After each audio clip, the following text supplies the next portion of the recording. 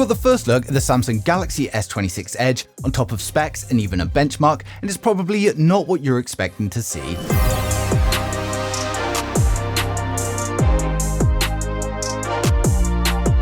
So first up, before we get into the reveal, we know that the Galaxy S26 Edge is going to be running at the Snapdragon 8 Elite Gen 2 thanks to a leaked benchmark that's already surfaced, and it scored a single core score of 3,393 and then a multi-core score of 11,515. And this is a nice increase over its predecessor, and it's good scores for such a thin device. And let's not forget, this is an early benchmark, so scores are going to improve with further optimizations. Now, when it comes to dimensions, Samsung have also trimmed down the S26 Edge even more than last year, and according to Leaker Crow over on X, it's coming in at just 4.2mm, which is a huge decrease in size, and it's comparable to the unfolded Z Fold 7, although this 4.2mm dimension most likely does not include the camera bump, and if we include the camera bump, it's still 5.5mm thick, the same as last year, but still most of the phone is ultra slim.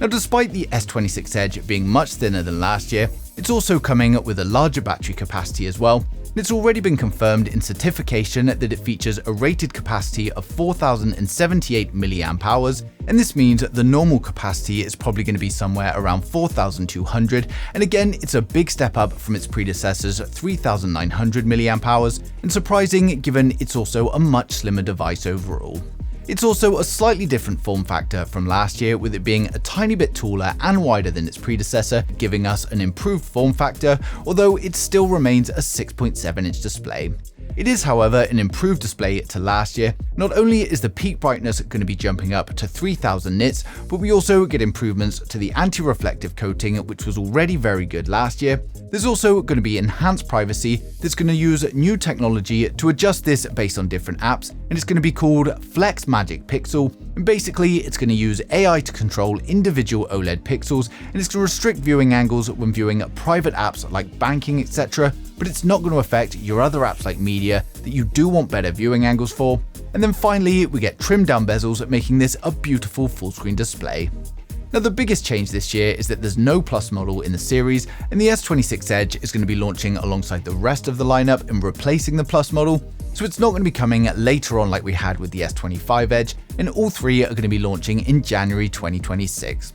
Now, next up, we've got the reveal of the Samsung Galaxy S26 Edge thanks to OnLeaks and Android headlines, and they released some renders based on the CAD. And of course, I've used this information to create these renders here, including the ones in the hand, to give you guys a good look at exactly what we can expect from the S26 Edge. Now, I know the comments are going to be full of people saying they've copied the iPhone, and to be fair, they kind of have, but there's a reason behind it, and that's to get a little bit more space internally while still keeping the phone slim. Now, I have to say, right now, I'm not really a fan, but like everything, I think the design is going to grow on me over time, but let me know what you guys think down in the comments below. It's also important to note that I've got no idea what colors they're going to be using, and these were simply just guesses for illustration, but as soon as we get some solid leaks, I'll update all of the renders. But overall, I think the Galaxy S26 Edge is looking like a great phone. It's premium with its ultra slim design, we've got the Snapdragon 8 Gen 2, we've even got a 200 megapixel primary camera, and of course, the only thing we lose out on to the Ultra is the extra cameras, the bigger battery, and the bigger display.